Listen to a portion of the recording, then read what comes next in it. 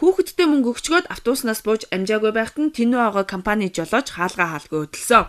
Үүнээс болж эмэгтэй газар унахад автобус дээгүр нь гарсан байдаг. Болсон явдлын талаар жолооч инхвалт байцаалд өгөхдөө өөрийгөө хөгжлийн бэрхшээлтэй өрөөс нь чихэн сонсголгүй болохоор ийм зүйл гаргалаа гэж хэлж байсан удаатай.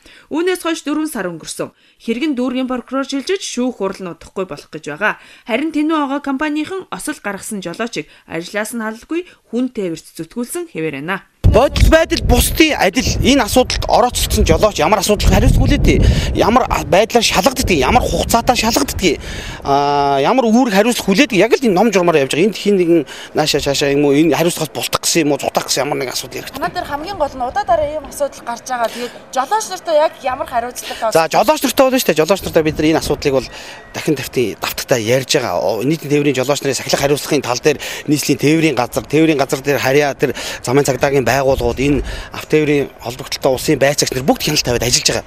Осол гаргасан жолооч энэ кампанид орохдоо эрүүл мэндийн бичиг авчираагүй байсан. Гэтэл эрхэм дарга түүнийг өмгөөлөн бичиг баримтаа үзүүлэх шаардлагагүй гэдгийг хэлсэн юм а.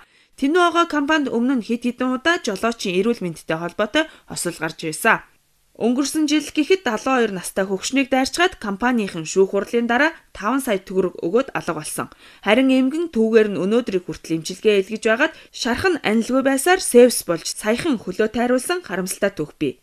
Энэ удаад ч болсон явдал дахин давтагдаж компанийн удирдлагууд сурмагхнаар даатгалын 5 сая төгрөгөөр хүний эрүүл мэндийг үнэлнэ гэдгээ удаа дараа хэлсээр байна. Мэдээг Үлзийдлэхэр Мөнгөн Шагаа.